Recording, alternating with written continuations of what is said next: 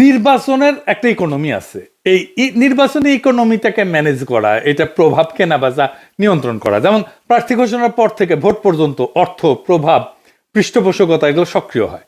বড় দল যত দেরিতে প্রার্থী চূড়ান্ত করে তত বেশি তারা অর্থনৈতিক প্রবাহ নিয়ন্ত্রণে রাখতে পারে, নিজেদের নিয়ন্ত্রণে। এবং মানি পলিটিক্স যেটা, এটা অনিয়ন্ত্রিত বিস্তার ঠেকাইতে পারে অন্তত আংশিকভাবে।